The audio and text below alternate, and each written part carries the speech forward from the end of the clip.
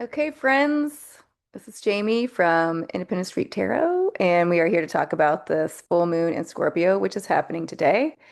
You can see over my shoulder, I took the screenshot May 1st, um, 12:52, and you can see on our um, wheel here, a zodiac wheel, that the moon's at 11 degrees, the sun's at 11 degrees. So this is the height of the full moon. I really love that it is at 11 degrees. So the way that I read the wheel in astrology, this 11-degree mark would be the energy of the night. And if we go back to the dark moon, it is to me this idea of having courage. And what we're having courage with and moving through is redoing relationships, talking about them differently, showing up about them differently, talking to ourselves, how we see ourselves differently. And to me, this is really this energy of um, getting ourselves out of, well, I mean, I would say like narcissistic relationships, narcissistic energy, but also energy where you just kind of feel stuck, like you feel like you're kind of running the same program or the same idea. And that can be relationships with families, that can be relationships at work, you name it. This is what we are, this is what's getting highlighted. You know, when the full moon comes in, it is illuminating and it's in Scorpio. So it's illuminating things that need to be changed, bringing in that death, bringing in that transformation, that transmutation. Moon in Scorpio, Sun in Taurus. Taurus is ruled by Venus. Venus is that divine feminine. Venus shows us our self-worth. Um, Venus shows not only how we love others, but how we love the self. Venus is creativity. Venus wants to have stability. And and again, she's Earth, and that opposite sign is water, fixed water, Scorpio. Scorpio is also the self. It's ruled by Pluto. It is that idea of rebirth, constant rebirth, the baptism, the way that we feel, the way that we intuit, all the, you know, when you think of the fixed signs, they hold all of the energies of each of the signs. So fixed earth holds all the energy of earth signs, fixed water holds all that energy of water signs, so that the unconscious, the spirituality, the going with the flow, if you will, but also how to bring that into form. That's why it's opposite earth. Earth can't just stay stuck. Earth has to flow. Water can't just flow everywhere or it floods. It needs earth to bring in that boundary. So that's why the opposite signs are so beautiful in the way that they work with each other, right? You water plants, they grow, right?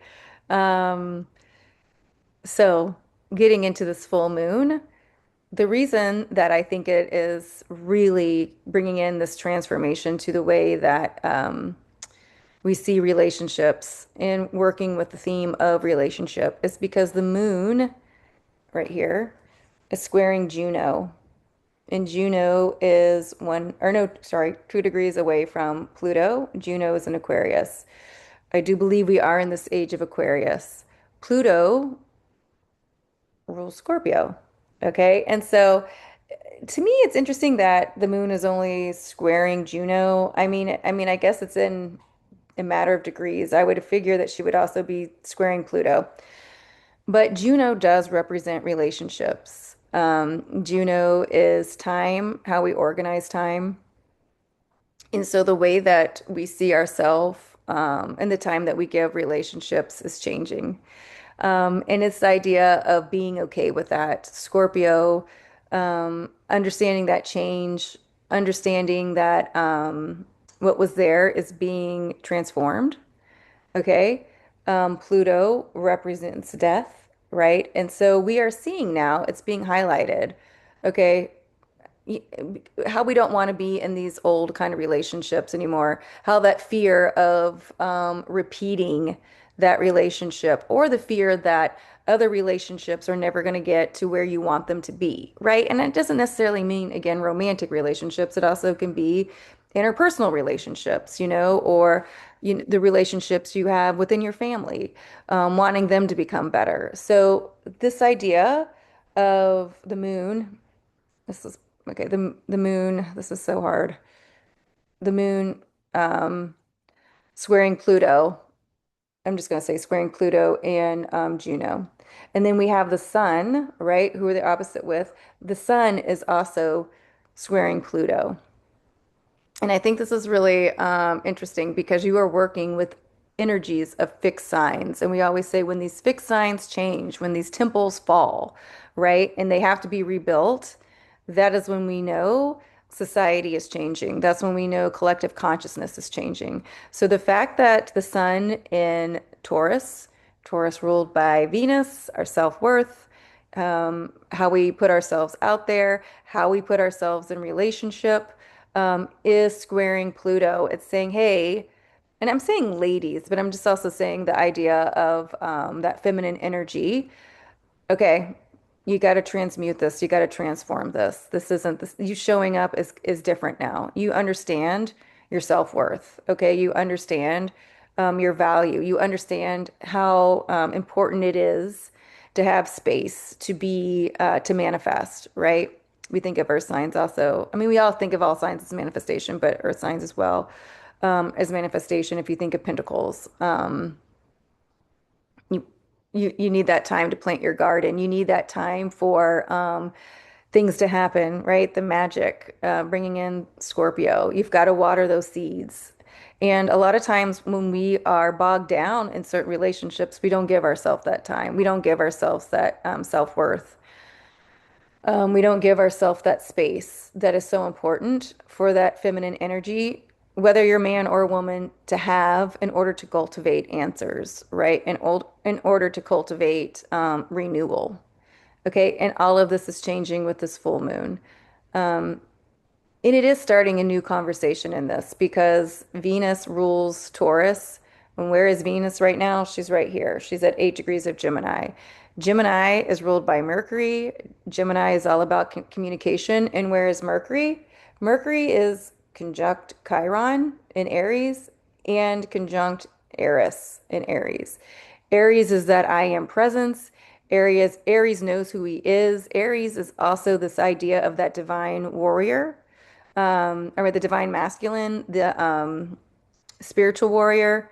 Mars rules Aries. Mars is in there in his home sign of Aries.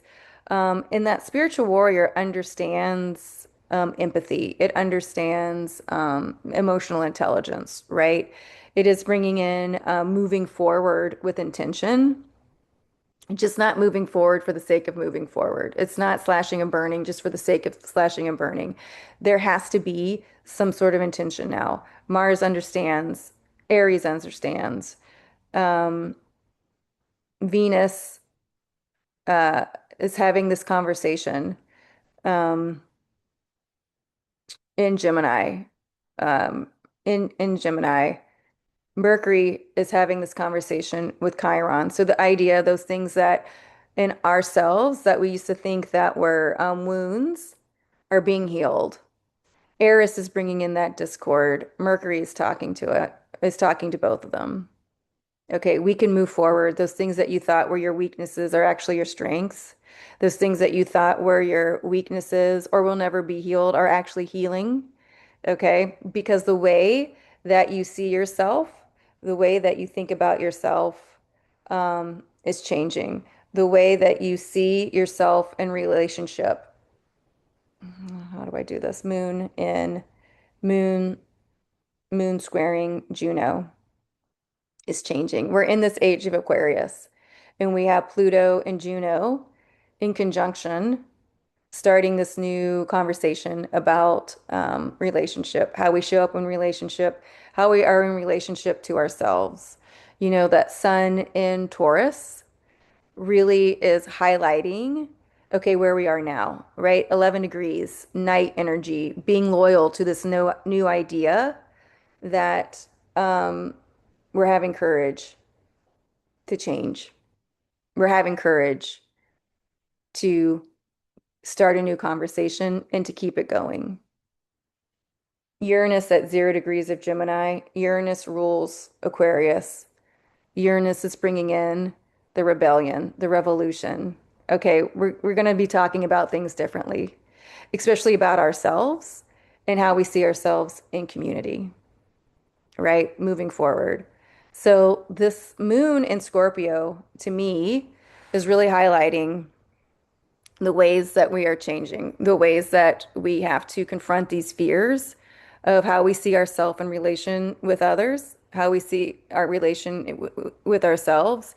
You know, that Taurus and Venus energy, well, all signs, it's all about the heart space, but it is really about coming back into that heart space. When you are living from that heart space, when you are living in alignment, when you're living from that place of authenticity, it is easy to move forward. It is easy to manifest, right? It is easy to be like, okay, I love this, so let's do this.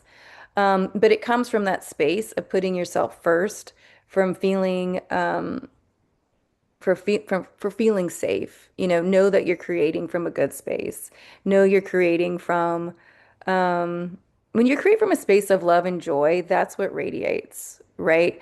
And that's why you guys, you really have to think about the way people sell you on shit is like it's going to be better for you, right? They don't sell you on shit knowing like, oh, it's going to be bad for you. You'd be like, this is terrible. Why would I agree to that, right? Because a lot of times I think it seems hard or like it doesn't make sense. Like, why do I have to come from this place of feeling good or coming from this place of understanding? And if you look at the world around you, everyone tries to market everything from a place of feeling good and understanding. Okay. It's not a foreign concept. It's the foreign concept of that's where we need to come from. Okay, because we're coming out of that age of Pisces where we were so involved in everyone else's story.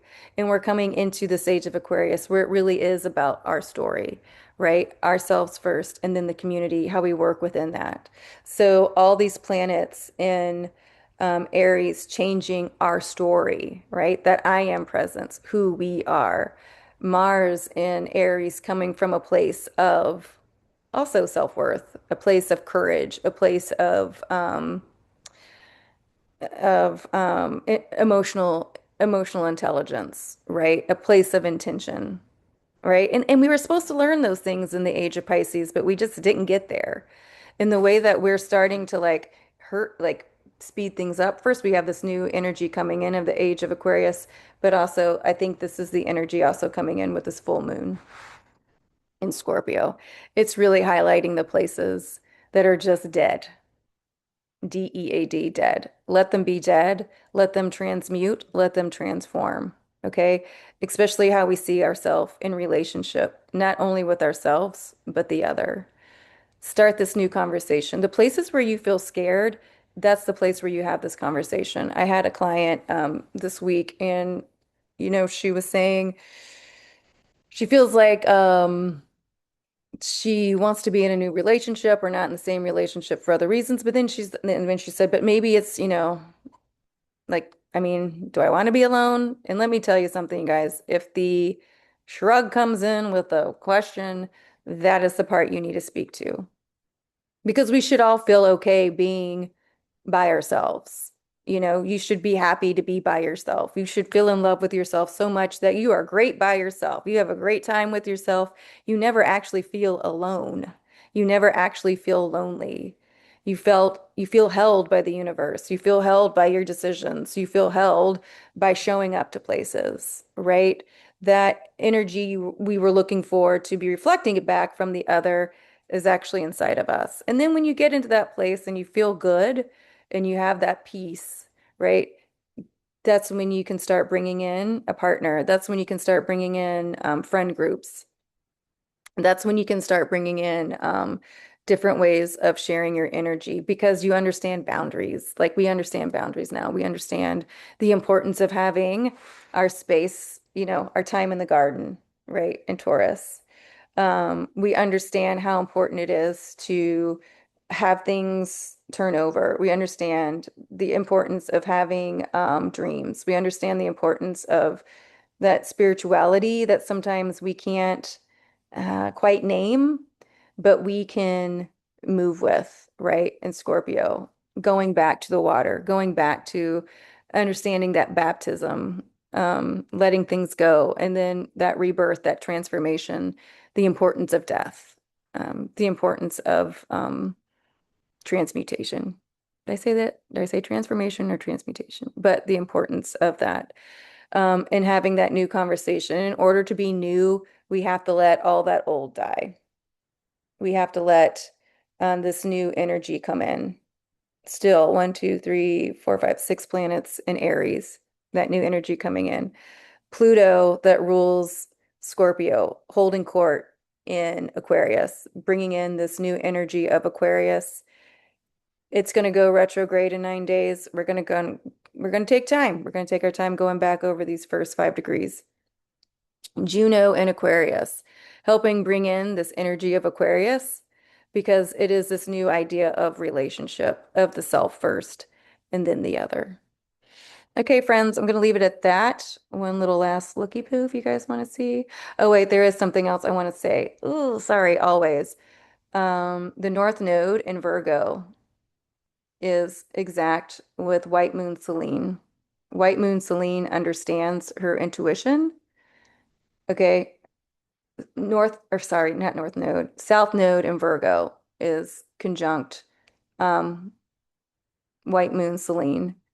And they are in a quincunx with both Pluto, you can see it, and Pluto and Juno. Okay, and that's important because that is this idea of White Moon. The White Moon Selene is again time, okay, but it is the intuition. It is everything that's beautiful and magical with the moon. The South Node in Virgo is that idea of leaving behind, being a martyr, and figuring everything out for everybody. Okay. This is helping Virgo, the idea of the virgin, being new every day, staying present, not, again, you can't figure out everyone's problems and stay present on your own life. Okay. That's just not possible. So it is that idea of leaving that idea of resolving everything for everyone.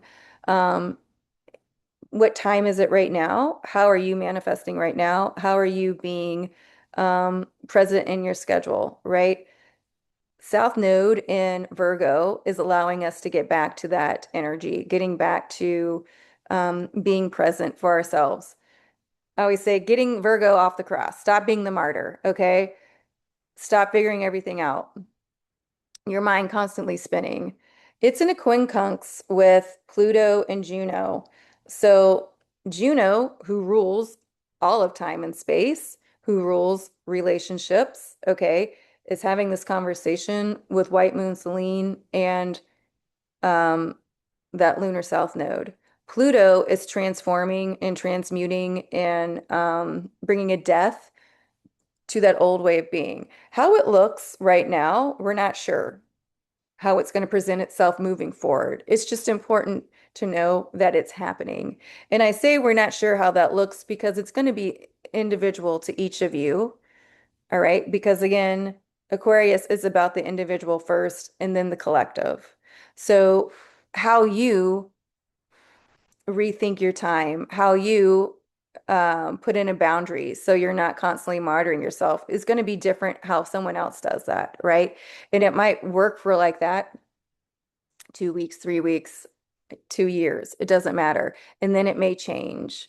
Okay, so when this quincunx energy is here, the idea that there's no resolve is okay because it's this idea that it's resolving itself right now and you work with that energy right now and then you be aware it will constantly be changing, right? But the thing that you need to be aware of is that Selene and the lunar south node are in a quincunx with Pluto and Juno. Again, changing time, the way that we see time, changing relationship, right? Especially how we see ourselves in relationship and getting Virgo energy out of that martyring, okay? Out of resolving everything for everyone, putting them back into how to be in right relationship with their own time and being present. Okay, now I'll leave it at that.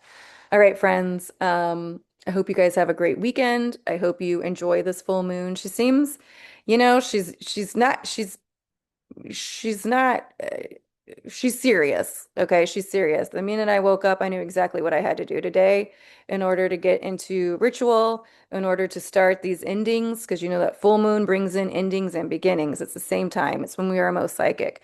So do what you got to do today, especially when it comes around the feeling of relationship, past relationship, so we can move into present relationship. Okay, friends, I hope you guys have a great week. Stay warm, stay dry, and I'll see you in a few days.